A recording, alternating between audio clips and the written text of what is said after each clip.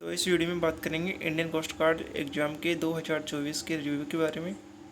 और इस वीडियो में हम बताएंगे कि आपको ICG Indian Coast Guard GD का जो एग्ज़ाम हुआ था 20 अप्रैल मतलब आज, उसकी तीसरी शिफ्ट में कौन कौन से क्वेश्चन आए थे और उनका सभी का रिव्यू। ठीक है, ये जो रिव्यू है वो मेरा खुद का है और मैंने आज इसकी एग्ज़ाम दी है और मैं आपको सभी क्वेश्चन बताने वाला हूँ। और ये वीडियो आपका थोड़ा सा बड़ा बन जाएगा, तो आप इस वीडियो को पूरा देखिए और सारे क्वेश्चनों को आप देखते रहिए। ठीक है, तो पहला क्वेश्चन है कि ऐसा क्वेश्चन आया था कि राष्ट्रीय सुरक्षा दिवस कब मनाया जाता है, ये क्वेश्चन था। इसके अलावा खेल दिवस कब मनाया जाता है, दूसरा क्वेश्चन ये था। फिर तीसरा क्वेश्चन था कि अमेरिका का राष्ट्रीय पशु कौन सा है। फिर चौथा क्वेश्चन था जिसमें वो मैथ का क्वेश्चन था जिसमें आपको परास निकालनी थी। परास का मतलब होता है कि अधिकतम वैल्यू माइनस न्यूनतम वैल्यू। ठीक है, इसका जो आंसर था वो आपका 94 आंसर था। और एक क्वेश्चन था फिर बहुलक और माध्य माध्यिका, इसका एक सूत्र होता है उससे संबंधित क्वेश्चन था। इसके अलावा फिर अगला क्वेश्चन था तरंग थे देरी, ये निकालनी थी आपको v बराबर एन लैम्डा सूत्र द्वारा। इसके अलावा एक क्वेश्चन था संवेग में से संबंधित कौन है, मतलब वहाँ पर आपको 4 ऑप्शन थे और पूछा था कि संवेग से संबंधित कौन सा है। ठीक है, फिर अगला क्वेश्चन बोल रहा था कि एक व्यक्ति है वो कुछ वजन उठाकर मतलब चलता है तो उसके द्वारा कार्य कितना किया जाता है। तो इसका डायरेक्ट आपको पता होता है कि W बराबर एफ एस कोस थीटा, और जो उसका एंगल बनता है वो 90 डिग्री का बनता है, तो उसका द्वारा कार्य किया गया 0 होता है। ठीक है, अगला क्वेश्चन है 9वां क्वेश्चन है ट्रिग्नोमेट्री से 2 क्वेश्चन थे आपके जो आप वैल्यू पुटिंग के द्वारा कर सकते हो, मतलब उसमें आपको कोस 30 कोस 60 उनका मान याद होना चाहिए। ठीक है, फिर क्वेश्चन था अगला कि मतलब रीजनिंग का क्वेश्चन था कि पासा की विपरीत, मतलब आपको 2 पासे दिखाई रखे थे और पूछा था कि 5 के विपरीत कौन सा है। ठीक है, अगला क्वेश्चन था कोडिंग डिकोडिंग, मतलब इसमें आपको हरियाणा को कुछ कोड किया गया तो आपको पूछा जाएगा कि इंडिया को क्या किया गया। ठीक है, मतलब ये क्वेश्चन आपके आया था। अगला क्वेश्चन पूछा था कि असंगत हटाइए, फिर आपको 4 ऑप्शन दे रखे थे। एक था नरेंद्र मोदी, दूसरा अटल बिहारी वाजपेयी, तीसरा ऑप्शन था पंडित जवाहरलाल नेहरू और चौथा कुछ और होता। ठीक है, इनमें आपको असंगत चाटना है। अगला क्वेश्चन है, एक क्वेश्चन था वर्त का, मतलब वर्त का नहीं सॉरी, ये था मेज का, मतलब मेज के चारों ओर 8 व्यक्ति बैठे हैं और उनमें कुछ पूछ लिया कि कौन किस व्यक्ति किसके पास या दूर बैठा है। ठीक है, ये क्वेश्चन था। अगला क्वेश्चन था एक्स स्क्वायर प्लस 1/x² की वैल्यू दे रखी थी, तो x प्लस 1/x की वैल्यू आपको फाइंड आउट करनी थी। अगला क्वेश्चन था कि a बराबर 16x था और b बराबर 10x है, तो a b का मान कहाँ है। ठीक है, ये निकालना है आपको।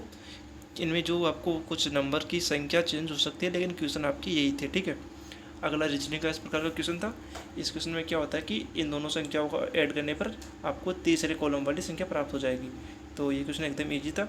फिर क्वेश्चन था 17 नंबर का 2x प्लस 3y बराबर, आपको x बराबर 1 पुट करना है, y बराबर 2 पुट करना है और आपको अगली वैल्यू निकालने लिया। ठीक है, ये क्वेश्चन थे। अब बात करते हैं अगले क्वेश्चन के बारे में।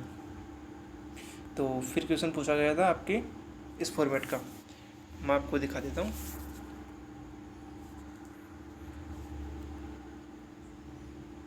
ठीक है, ये इस फॉर्मेट का क्वेश्चन था। 1 मिनट को आपको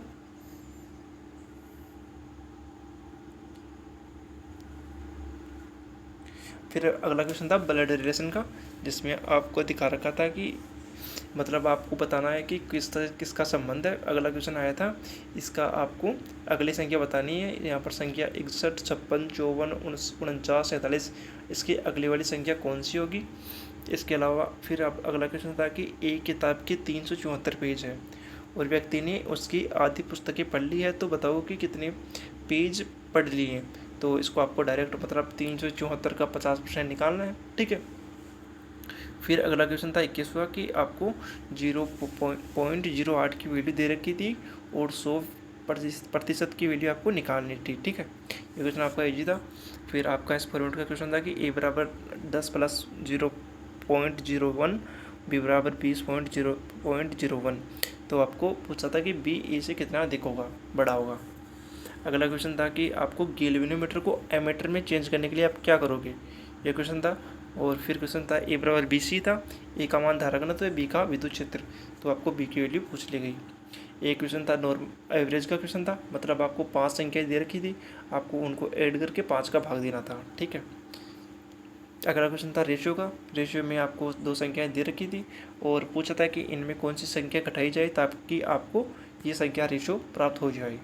एक प्रॉफिट एंड लॉस का इजी सा क्वेश्चन था, फिर डिस्काउंट का आपका एक क्वेश्चन था। ठीक है, अब बात करते हैं अगला क्वेश्चन के बारे में।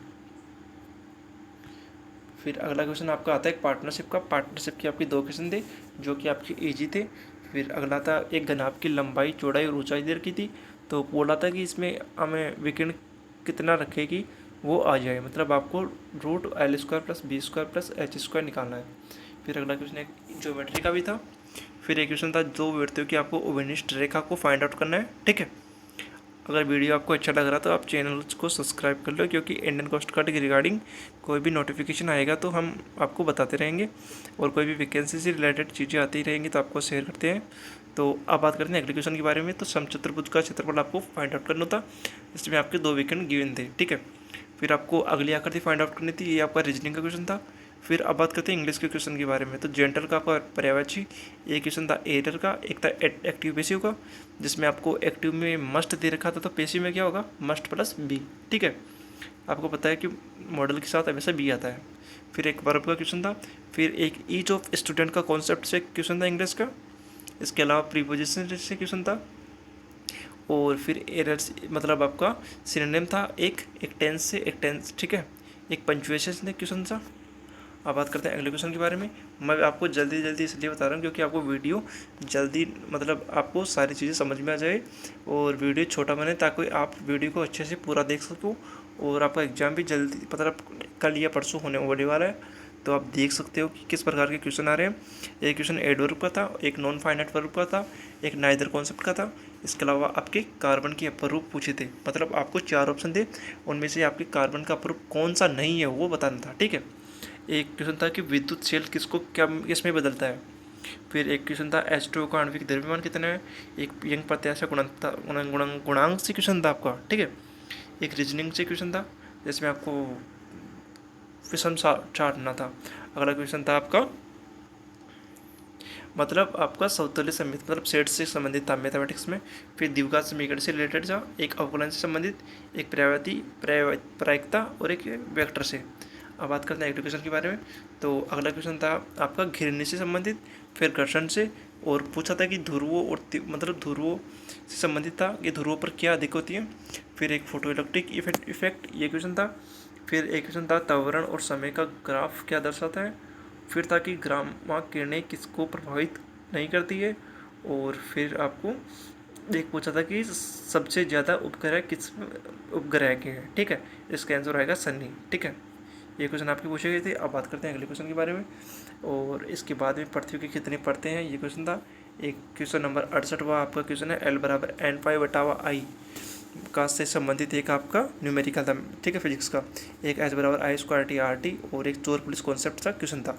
तो मैंने आपको जो भी क्वेश्चन आपको मुझे याद है अभी तक एग्जाम के, वो मैंने आपको सभी को बता दिए हैं, और तो आप अपने एग्जाम में बेस्ट करना। ठीक है, अगर कोई भी प्रॉब्लम होती है तो आप कमेंट पे लिख सकते हो, मैं आपको रिप्लाई दूंगा। ठीक है, और कोई भी प्रॉब्लम होती है रिगार्डिंग कोस्ट गार्ड के एग्ज़ाम के तो आप कमेंट पे कर सकते हो। और जैसे ही आपकी मेरी एग्ज़ाम होगी आर्मी जीडी की, तो आर्मी जीडी का भी क्वेश्चन आपको इसी प्रकार प्रोवाइड होगा।